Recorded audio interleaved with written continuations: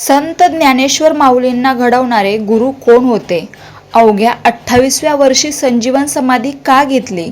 नाथ संप्रदायातील महान योगी असूनही त्यांनी प्रसिद्धीपासून स्वतःला दूर का ठेवले?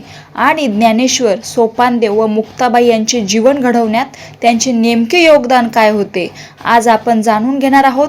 महाराष्ट्रातील महान संत, नाथ संप्रदायाचे तेजस्वी योगी आणि संत ज्ञानेश्वर माऊलींचे मोठे बंधू संत निवृत्तीनाथ महाराज यांचे संपूर्ण जीवनचरित्र.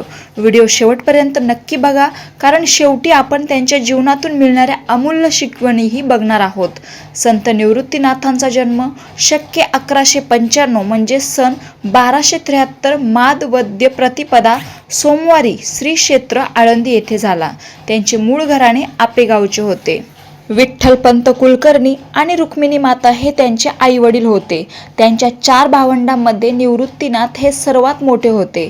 त्यांच्या पाठीवर ज्ञानेश्वर, सोपानदेव आणि मुक्ताबाई ही भावंडे होती. वडील विठ्ठलपंत यांनी पूर्वी संन्यास घेतला होता. नंतर गुरूंच्या आज्ञेने ते पुन्हा गृहस्थ आश्रमात परतले. त्या काळातील समाजाने हा निर्णय मान्य केला नाही आणि संपूर्ण कुटुंबाला वाळीत टाकले. याच कठीण परिस्थितीत निवृत्तीनाथांचे बालपण गेले. एकदा संपूर्ण कुटुंब त्र्यंबकेश्वर यात्रेसाठी गेले असताना ब्रह्मगिरी पर्वतावर त्यांची चुकामुक झाली. अशाच वेळी त्यांची भेट महान नाथयोगी गहिनीनाथ यांच्याशी झाली.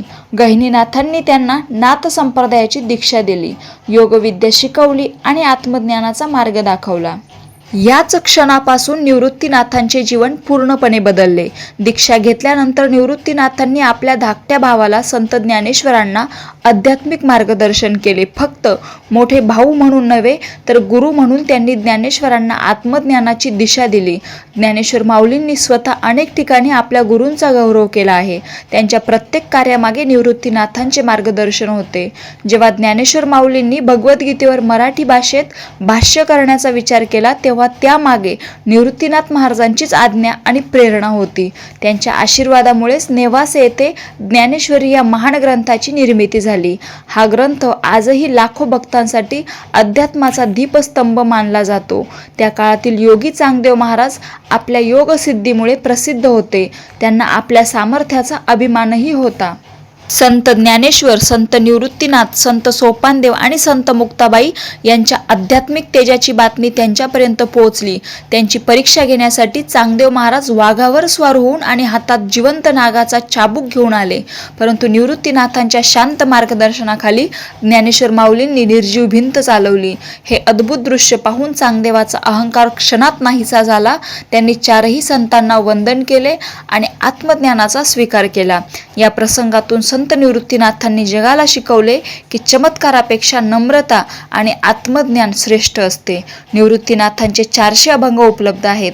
त्यातील काही अभंग योगावर आहे, काही अद्वैतावर आहे आणि काही कृष्ण भक्तीवर लिहिलेले आहेत. निर्गुण स्वरूप ब्रह्मच कृष्ण रूपाने म्हणजेच विठ्ठल रूपाने पंढरीला विटेवर उभे आहे.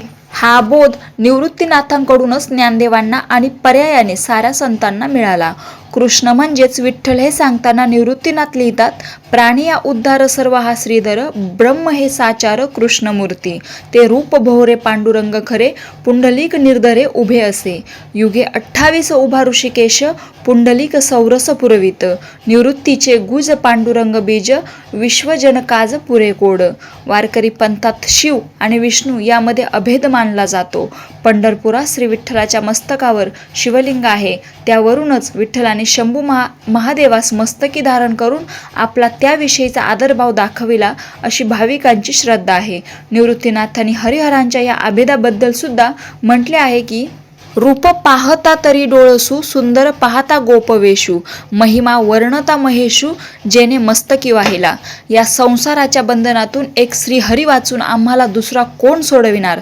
श्रीहरी सर्वभूती आहे, त्यामुळे द्वैत सोडून एका श्रीहरीचे ध्यान करावे असे निवृत्तीनाथ सांगतात. दुजिया पीडने द्वैततेची जाण, अद्वैताची खून हरी एक. यासाठी सर्वभूती दया क्षमा शांती असावी. परपीडा परनिंदा यापासून साधकाने दूर असावे. सदैव अद्वैत भावाने श्रीहरीचे भजन करावे असा निवृत्तीनाथांचा उपदेश आहे. काळ पुढे सरकत गेला. आळंदी येथे संत ज्ञानेश्वर माऊलींनी संजीवन समाधी घेण्याचा निर्णय घेतला. धाकट्या भावाचा हा निर्णय ऐकून निवृत्तीनाथांच्या अंतःकरणाला मोठा आघात बसला. तरीही त्यांनी गुरु आणि मोठे बंधू म्हणून माऊलींचा निर्णय स्वीकारला. समाधीच्या वेळी त्यांनी मनातील दुःख दाबून ठेवले आणि भावाला आशीर्वाद दिला. हा क्षण त्यांच्या आयुष्यातील सर्वात वेदनादायी क्षण होता. आपल्यापेक्षा धाकट्या तीनही भावंडांना निरवून एकटेच मागे राहिलेले निवृत्तीनाथ त्यांच्या आठवणीने व्याकुळ झाले. त्यातही मुक्ताबाईच्या जाण्याने ते जास्त स्वैरभैर झाले. विलक्षण दुःखी झाले. एक पोकळी निर्माण झाली. उत्स्फूर्तपणे त्यांच्या मुखातून अभंग निघाला. अवघ्या परीस कष्ट केले मुक्ताईने, काहीच बोलणे घडले नाही. निवृत्तीनाथांच्या मनचक्षुसमोर मुक्ताबाईच्या लहानपणापासून वेगवेगळ्या आठवणी फेर धरून येत होत्या. त्यांच्या आईवडिलांनी देहांत प्रायश्चित घेतले त्यावेळी मुक्ताबाई केवळ 4 वर्षाचीच होती. देहातून प्राण गेल्यावर नुसता देह कसा तग धरील. थोड्याच दिवसांनी निवृत्तीनाथ योगींनीही समाधी घेतली. मुक्ताबाई विजेमध्ये लुप्त झाल्यावर निवृत्तीनाथ अगदी गलित गात्र होऊन एकांत ठिकाणी बसले असता ते विचार करू लागले, आता जगायचे कुणासाठी. खरे तर आई वडिलांनी देहत्याग केला तेव्हाच त्यांना आपले जीवन संपवावेसे वाटले होते. परंतु आपल्याशिवाय हे तिघही प्रति परमेश्वर असलेली भावंडे पोरके होतील. आपल्या माघारी या लेकरांना कोण सांभाळेल, कोण त्यांचे रक्षण करेल, कोण त्यांचा आक्रोश थांबवेल. यांना पूर्णत्वास नेण्याच्या कार्यासाठीच परमेश्वराने आपली निवड केली. ती ईश्वर इच्छा पूर्ण करण्यासाठी तरी आपल्याला मागे राहावेच लागेल. त्यांनी तिन्ही भावंडांना नाथपंथांची दीक्षा दिली, सक्षम बनवलं, बळ दिलं, प्रत्येक पावला गणिक सोबत केली, अगदी अखेरच्या क्षणापर्यंत, पावलांपर्यंत. आणि त्यांच्या नजरेसमोरून संपूर्ण भूतकाळ साकार होऊ लागला. ते आजूबाजूचे सर्व देहभान विसरून भूतकाळात मग्न झाले. त्यांनी वैराग्य धारण करून त्र्यंबकेश्वर येथे देह ठेवण्याचा निर्णय घेतला. संत नामदेव महाराजांच्या अभंगानुसार त्यांनी ज्येष्ठ वद्य द्वादशीस त्र्यंबकेश्वर येथे संजीवन समाधी घेतली. कालांतराने निवृत्तीनाथांच्या समाधीचे स्थान घनदाट जंगलात लपले गेले. 1810 ते 1825च्या दरम्यान जोपूळ येथील संत पाटीलबुवा रखमाजी उगले यांनी इतर संतांच्या मदतीने ही समाधी शोधून काढली आणि तिथे छोट्या मंदिराची निर्मिती केली. आजही निवृत्तीनाथांचे हे समाधीस्थान त्र्यंबकेश्वर नाशिक येथे स्थित आहे, जिथे दरवर्षी पौष वद्य एकादशीला मोठा यात्रा उत्सव भरतो. संत निवृत्तीनाथ महाराजांनी कधीच प्रसिद्धीची अपेक्षा केली नाही. त्यांनी स्वतः प्रकाश झोतात न राहता ज्ञानेश्वर माऊलींसारख्या महान संताला घडवले. त्यांच्या जीवनातून आपल्याला एक महान शिकवण मिळते. खरा गुरु स्वतः मोठा होण्यापेक्षा इतरांना मोठे घडवतो. त्यांचे संपूर्ण जीवन हे त्याग, गुरुसेवा, आत्मज्ञान आणि निस्वार्थ प्रेमाचे जिवंत उदाहरण बनले. तर आज अशा प्रकारे आपण संत निवृत्तीनाथ महाराजांचं छोटं पण खूप असं भावणारं हृदयस्पर्शी चरित्र बघितलं आहे. आता यानंतर तुम्हाला कोणतं चरित्र ऐकायला आवडेल हे मला कमेंट करून सांगा.